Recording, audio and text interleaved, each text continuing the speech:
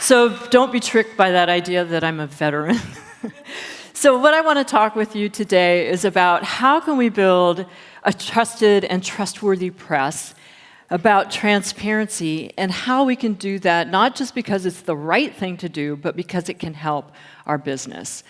So we know that attacks on journalism are increasing and that they have consequences. Richard was talking about many cases here. Maria Ressa is being arrested for committing journalism. So there are good philosophical reasons to increase trust.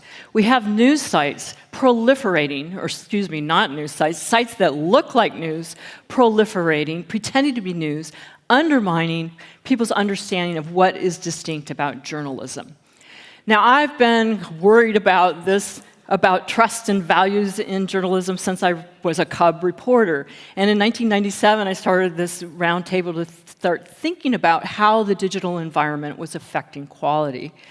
And then 4 years ago, I realized that 20 years had gone by and we still had not solved that problem. Our efforts to respond to the digital environment, in fact, were undermining our ethics, were undermining quality, and trust was plummeting.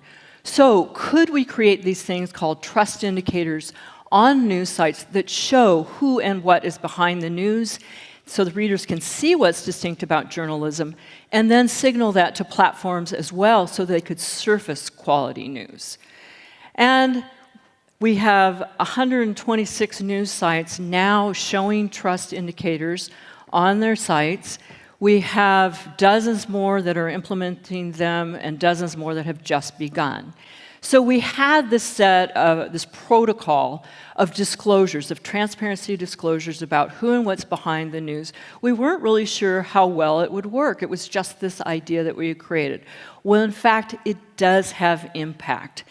And Mirror, for example, did a study, a before and after study, showing the trust indicators on their sites and found they got an 8% increase in trust in the site and trust in the journalist. The Center for Media Engagement, which is in Austin, did an experiment, an A/B experiment, and found that 33% of people who knew that the trust indicators were on the site were willing to pay for news from that site. So here's some examples of the trust indicators, journalist information here on Catherine Marini and the Washington Post showing type of work labels. So these are consistent things that you see across news sites, and this is what we were testing. Why might this process work? Why might these trust indicators work? Well, we did a rigorous user-centered design process to try to understand what do users value in the news, when do they trust it, when don't they? Then we had senior news executives gather together and take what they learned from users and marry it with journalistic values. So here you see the 8 trust indicators which get to what people are looking for and what we want them to know. Fundamentally, what it is about is building a relationship, as you just heard. Building a relationship with users. Well, what is a relationship built upon? Well, it is built upon understanding the other party's ethics, their commitment, and knowing that they are reliable. So this is what our trust indicators are attempting to do. They're showing who and what is behind the work. They're showing that we have a commitment to integrity, that we're there to serve you.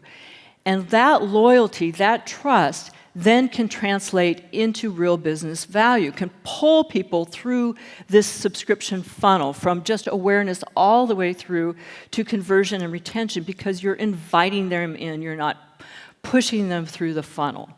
So we have this idea that we can really show that trust connects to loyalty, connects to business benefits, not only through advertising, through connections with platforms, but through real loyalty and membership. And this idea of showing trust indicators on sites is growing around the world. It's not just a regional idea or a local idea, but as you can see, the trust indicators all over the world. So I invite you to think about this proposition, that building trust is not just a good philosophical idea, it's not just the right thing to do, but in fact, it's essential to your business. Again, not just because of the platform involvement, also because we can connect advertising to the quality shown by the trust indicators. And most importantly, you can build trust associated with your brand and therefore subscriptions and membership. So let's talk about it. Thank you.